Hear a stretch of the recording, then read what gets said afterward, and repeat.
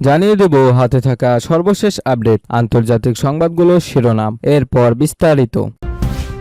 যুদ্ধে যুক্তরাষ্ট্র ও ইসরায়েল পুরোপুরি ব্যর্থ, আরও জানিয়ে দেব। অবশেষে মুস্তফা খামেনির ভিডিও প্রকাশ, আরও জানিয়ে দেব। হরমুজ খুলতে যুক্তরাষ্ট্রকে যেসব শর্ত দিল ইরান, সর্বশেষ জানিয়ে দেব। ইরান যুদ্ধে অস্ত্র কমে যাওয়ায় উৎপাদন বাড়াচ্ছে যুক্তরাষ্ট্র। যুদ্ধে যুক্তরাষ্ট্র ও ইসরায়েল পুরোপুরি ব্যর্থ। ইরানের বিরুদ্ধে চলমান যুদ্ধে যুক্তরাষ্ট্র ও ইসরায়েল তাদের লক্ষ্যে অর্জনে পুরোপুরি ব্যর্থ হয়েছে, এমনটাই দাবি করছেন দেশটির ইসলামিক রেভলিউশনারি গার্ড কর্পসের তেহরান কোরের ব্রিগেডিয়ার জেনারেল হাসান জাদে। কাতার ভিত্তিক সংবাদ মাধ্যম আল জাজিরার প্রতিবেদনে বলা হয়েছে, ইরানের সংবাদ সংস্থা তাসনিমকে দেওয়া এক বক্তব্যে হাসান জাদে বলেন, জনগণের শক্তি এবং বাসিদ বাহিনীর সর্বাত্মক প্রস্তুতি ইরানকে অঞ্চল ও বিশ্বের অন্যতম শক্তিশালী দেশের পরিণত করছে। তিনি আরও বলেন, যুক্তরাষ্ট্র ও ইসরায়েলের নেতাদের বারবার ব্যর্থতার বিষয়ে এখন জনগণ, বুদ্ধিজীবী ও সাধারণ মানুষের কাছে দেওয়ার মতো কোনো জবাব নেই। অন্যদিকে হরমুজ প্রণালী আবার খুলে দিতে যুক্তরাষ্ট্রকে বেশ কয়েকটি কঠোর শর্ত দিয়েছে ইরান। দেশটির জাতীয় নিরাপত্তা পরিষদের সচিব মোহাম্মদ বাঘের জলঘাদর এসব শর্তের কথা জানিয়েছে। ইরানের রাষ্ট্রীয় গণমাধ্যমে প্রকাশিত এক তালিকায় বলা হয়েছে, হরমুজ প্রণালী খুলতে হলে যুক্তরাষ্ট্রকে প্রথমে নৌ অবরোধ তুলে নিতে হবে,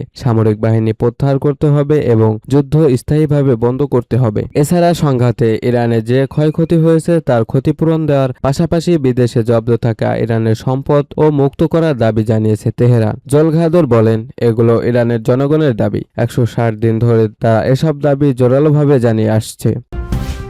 অবশেষে মোস্তফা খামেনির ভিডিও প্রকাশ। ইরানের নতুন সর্বোচ্চ নেতা মোস্তফা খামেনির একটি ভিডিও প্রকাশ করেছে দেশটির আধা সরকারি সংবাদ সংস্থা মেহের নিউজ এজেন্সি। শনিবার 8 আগস্ট টেলিগ্রামে ভিডিওটি প্রকাশ করা হয়। ভিডিওতে দেখা যায় কয়েকজন মানুষ মোস্তফা খামেনিকে ঘিরে রেখেছেন। এ সময় তাকে আশেপাশের লোকজনের সঙ্গে কথা বলতে দেখা যায়। তবে ভিডিওটি কখন বা কোথায় ধারণ করা হয়েছে সে বিষয়ে মেহের প্রতিবেদনে কোনো তথ্য দেওয়া হয়নি। এমনকি মোস্তফা খামেনিকে ঘিরে থাকা ব্যক্তিদের পরিচয়ও প্রকাশ করা হয়নি। গত 28 ফেব্রুয়ারি তেহরান সহ ইরানের বিভিন্ন শহরে যৌথভাবে হামলা চালায় যুক্তরাষ্ট্র ও ইসরায়েল। ওই হামলায় ইরানের তৎকালীন সর্বোচ্চ নেতা আয়াতুল্লাহ আলী খামেনি, দেশটির কয়েকজন শীর্ষ সামরিক কমান্ডার ও বহু সাধারণ নাগরিক নিহত হন। এর জবাবে ইরান ওই অঞ্চলে থাকা যুক্তরাষ্ট্র ও ইসরায়েলের সামরিক ঘাঁটি ও বিভিন্ন স্থাপনায় দফায় দফায় ক্ষেপণাস্ত্র ও ড্রোন হামলা চালায়। নিহত আয়াতুল্লাহ আলী খামেনির ছেলে মুস্তফা খামেনি গত মার্চের শুরুর দিকে দেশটির অ্যাসেম্বলি অব এক্সপার্টস তাকে ইরানের নতুন সর্বোচ্চ নেতা হিসেবে নির্বাচিত করে।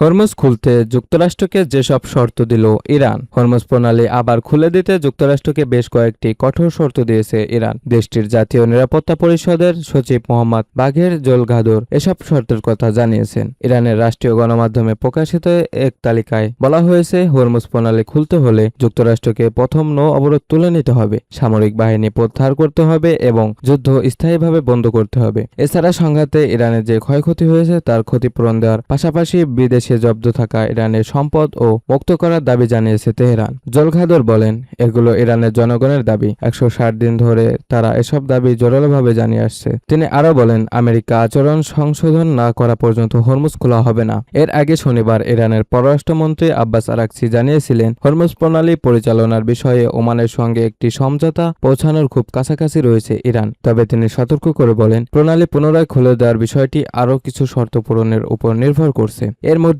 অন্যতম হল, জুনে দুই দেশের মধ্যে হওয়া সমঝোতা স্বাক্ষর লঙ্ঘনের জন্য যুক্তরাষ্ট্রকে সংশোধনমূলক পদক্ষেপ নিতে হবে। ওমানের পররাষ্ট্র মন্ত্রণালয়ও জানিয়েছে, এ বিষয়ে ইরান ও ওমানের আলোচনা ইতিবাচক গঠনমূলক হয়েছে। শুক্রবার ইরানের রাষ্ট্রীয় সম্প্রচার মাধ্যম আইনজীবী আইআরবি জানায়, দেশটির আইন প্রণেতারা ওমানের সঙ্গে একটি সম্ভাব্য কাঠামোগত চুক্তির বিষয়ে মোটামুটি একমত হয়েছেন, তবে চূড়ান্ত অনুমোদনের জন্য তারা অপেক্ষা করছেন। ইরান যুদ্ধে অস্ত্র কমে যাওয়ায় উৎপাদন বাড়াচ্ছে যুক্তরাষ্ট্র। ইরানের সঙ্গে চলমান যুদ্ধের মধ্যে যুক্তরাষ্ট্রের প্রতিরক্ষা শিল্পকে দ্রুত অস্ত্র উৎপাদন ও সরবরাহ বাড়ানোর নির্দেশ দিয়েছে ট্রাম্প প্রশাসন। তা ওয়াশিংটন পোস্টের বরাতে এক প্রতিবেদনে এ তথ্য জানিয়েছে কাতার ভিত্তিক সংবাদ মাধ্যম আল জাজিরা। প্রতিবেদনে বলা হয়েছে, মার্কিন প্রতিরক্ষা দপ্তরে একটি স্বাক্ষরে অস্ত্র উৎপাদন বাড়ানোর পাশাপাশি বর্তমানে তীব্র সংকটে থাকা বিভিন্ন ধরনের গোলাবারুদ দ্রুত সরবরাহের নির্দেশ দেওয়া হয়েছে। গত বুধবার 5 আগস্ট মার্কিন মার্কিন প্রতিরক্ষামন্ত্রী স্টিভ ফেইনবার্গ প্রতিরক্ষা শিল্পের শীর্ষ কর্মকর্তাদের কাছে চিঠি পাঠান। সেখানে তিনি 21 দিনের মধ্যে এমন পরিকল্পনা জমা দিতে বলেন যাতে গুরুত্বপূর্ণ অস্ত্র ও সামরিক সরঞ্জামের উৎপাদন বাড়ানো এবং সরবরাহের সময় উল্লেখযোগ্যভাবে কমানো যায়। ফেইনবার্গ বলেন, বছরের পর বছর ধরে চলা উন্নয়ন প্রতিক্রিয়া আর গ্রহণযোগ্য নয়। আমাদের এখনই অস্ত্র উৎপাদনের সক্ষমতা বাড়ানোর পাশাপাশি কার্যক্রমের গতি নাটকীয়ভাবে বাড়াতে হবে। এর আগে বিভিন্ন প্রতিবেদনে বলা হয়েছে, যুক্তরাষ্ট্রের অস্ত্র ও গোলাবারুদের মজুত কমে আসছে, বিশেষ করে ক্ষেপণাস্ত্র প্রতিরোধ ব্যাহত প্যাট্রিয়ট ইন্টারসেপ্টরের ঘাটতি নিয়ে উদ্বেগ তৈরি হয়েছে। তবে এই খবর উড়িয়ে দিয়ে মার্কিন প্রেসিডেন্ট ডোনাল্ড ট্রাম্পের আগে দাবি করেছিলেন, যুক্তরাষ্ট্রের সেনাবাহিনীর কাছে বিপুল পরিমাণ গোলাবারুদ রয়েছে। সামাজিক যোগাযোগ মাধ্যম ট্রুথ সোশ্যালে তিনি বলেন, প্রয়োজন অনুযায়ী বিপুল পরিমাণ অস্ত্র ও গোলাবারুদ তৈরি করে যুক্তরাষ্ট্রে পাঠানো হচ্ছে।